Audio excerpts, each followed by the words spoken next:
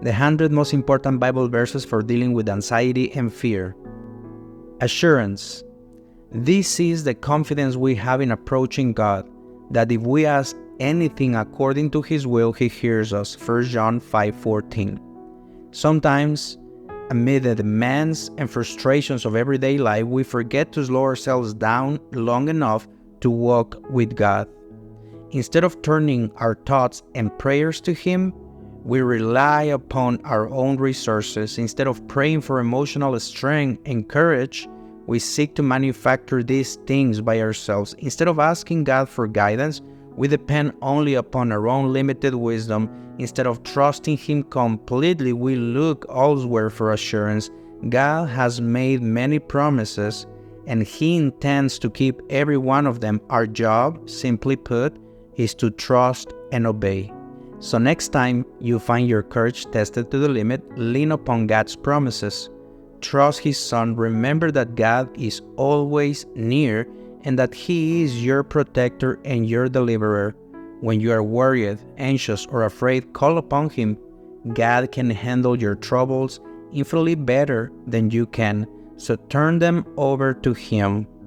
More thoughts about assurance. Faith is the assurance that the thing which God has said in His Word is true and that God will act according to what He has said.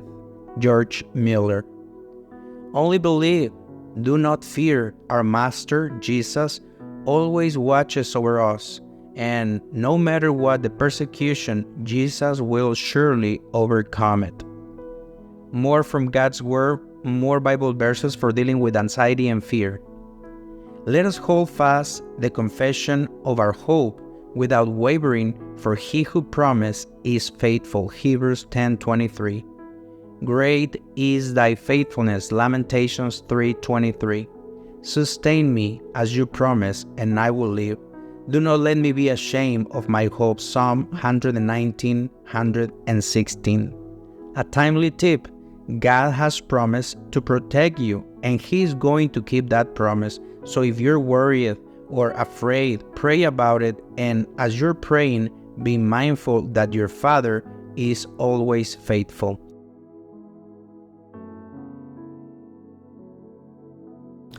ChatGPT. Today, I read the book, The 100 Most Important Bible Verses for Dealing with Anxiety. Today's devotional was about assurance, and I want to ask you, with the many information that you may have, with the resources that you have, can you tell me about the biblical meaning of assurance for us as Christians? Sure, I'm happy to discuss that. In a biblical context, assurance generally refers to the confidence that believers have in their salvation and in God's promises. It's about trust, faith, and certainty that God will fulfill His word.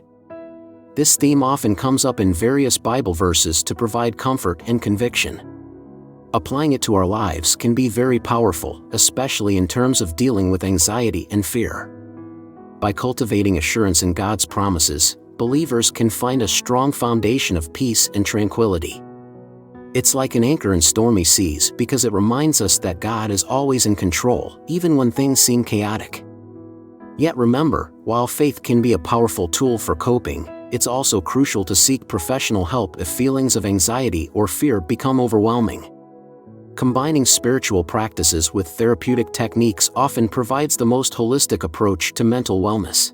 In this book, at the end of each devotional, has a section called A Timely Tip. Can you share with us a timely tip that we can apply in our daily lives as Christians, talking, of course, about assurance?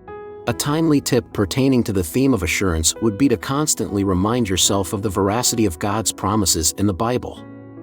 Assurance in the Christian faith means having the absolute conviction that God will do as He has promised, particularly in regards to His love, grace, mercy, and salvation.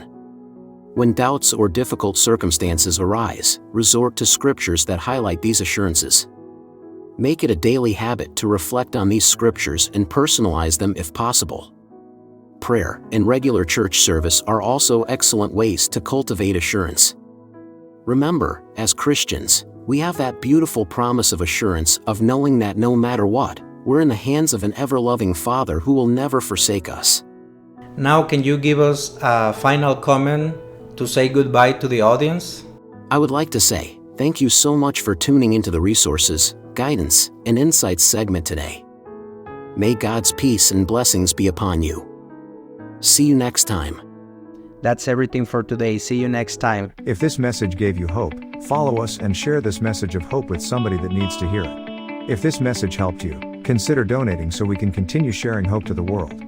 Link to donate in the comments.